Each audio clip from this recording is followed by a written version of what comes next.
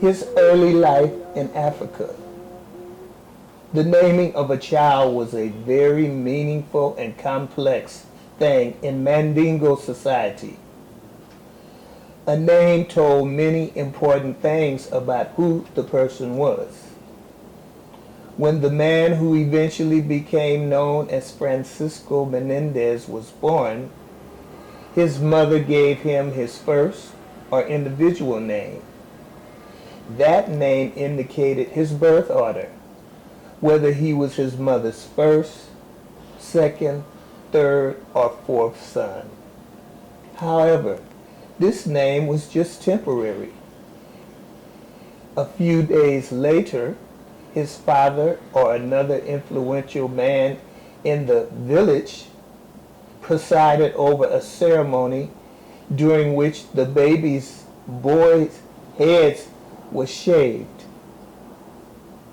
The person conducting the ceremony then gave the baby a permanent or true name. The baby would have also had a clan name that linked him to the ancient founder of his extended family. If the baby who became Francisco Menendez had grown up in his village, he would have kept his permanent name for the rest of his life. Perhaps he would have added a title to that name if he had accomplished some outstanding deed. During his childhood, Francisco Menendez would have taken instruction from wise, influential men in the Muslim religion known as marabouts. An important part of his education would have been learning about the rich heritage of the Mandingo people. One of the first lessons a marabout would teach was that the ancestors of the Mandingo had come from Manding, the ancient Mali Empire. The history of Mali has been traced to prehistoric times through rock paintings and carvings. At its height, this major African civilization occupied much of the northern half of West Africa. The Mali Empire was a strategic trading position, and its great camel caravans conducted trade across the Sahara Desert. Its greatest leader, Mansa Musa, was widely recognized for his sense of fairness and ability to govern. Even traders and merchants from other countries had the highest respect for him. This is what Ibn Battuta, a North African scholar and trader who visited Mali in the early 14th century, observed. The state of affairs among these people is indeed extraordinary. They are seldom unjust and have a greater abhorrence of injustice than any other people. There is complete security in their country. Neither traveler or inhabitant in it has anything to fear from robbers or men of violence. Hearing stories from the Mali kingdom and its great leaders would have intrigued any young man. Perhaps they inspired Francisco Menendez to become a leader himself. From early childhood, Menendez, like other boys in Mandingo society, would have looked forward to the rite of passage, which prepared boys between the ages of 6 and 13 for manhood. During this secret ritual, young men, known as novices, were circumcised and taught the values of the society and such survival skills as how to identify and use healing plants. From that time onward, they began to relate to their family members as adults rather than as children. The life lessons Francisco Menendez learned during his formative years later helped him cope with circumstances he could never have imagined. No records show how long it was after the rite of passage that Menendez was captured by slavers. Perhaps he had been out building dikes for the rice fields, piloting a boat on the Gambia River, or going on a mission for his village. Once enslaved, he would have been shackled to other people who had also been captured as they were living their daily lives. Most likely, Francisco Menendez and his fellow captives traveled toward the village of Jufor on the Gambia River. They would have been forced to march for days, weeks, or even longer in the blistering sun.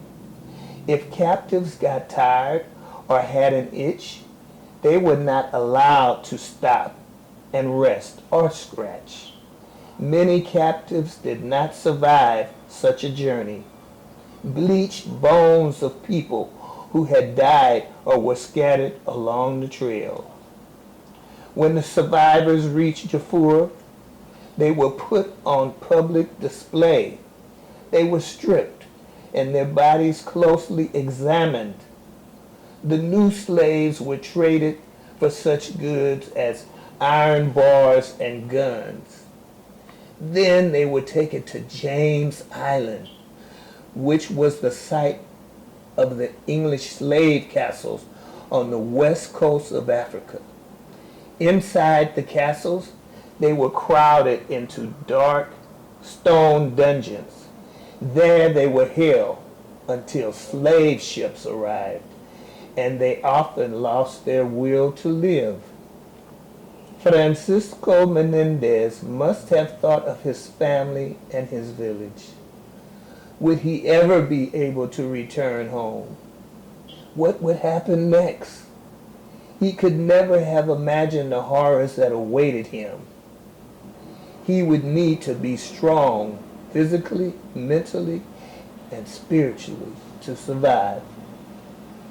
When a slave ship arrived, Francisco Menendez and his fellow captors would have been herded through a one-way door from the slave castle onto the ship. The enslaved were chained together, shoulder to shoulder, and then bolted to the floor of a lower deck.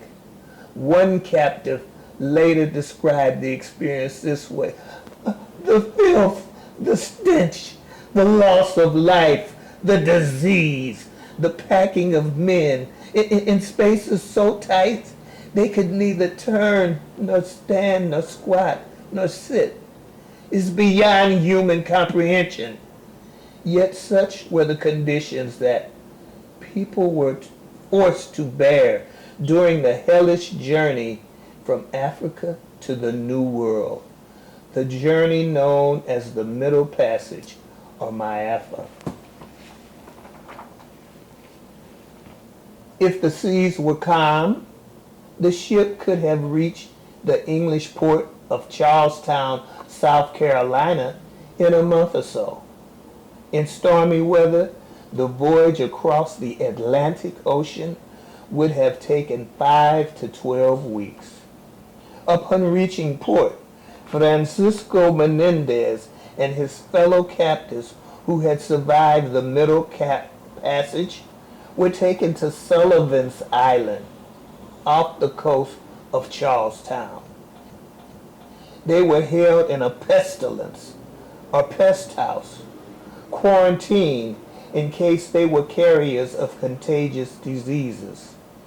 It was here that the captured were subjected to a process called seasoning, which was intended to prepare them to be docile and willing to accept servitude. They were often beaten and nearly starved in the attempt to destroy their will to fight or escape. After 10 days on Sullivan's Island, Francisco and the other Africans was sold at auction on the streets of Charlestown. They were given close physical inspection and purchased by holders to do every kind of work that was needed for the operation of plantation, from digging up trees to prepare the forest for farming, to cooking, cleaning, and taking care of large households. Just as Francisco Menendez Mandingo name is unknown, so is the English name that was assigned to him by the South Carolina slaveholder who purchased him. Because of this, it is not possible to know exactly when he arrived in Charlestown, or to identify which ship he arrived on or which slaveholder bought him.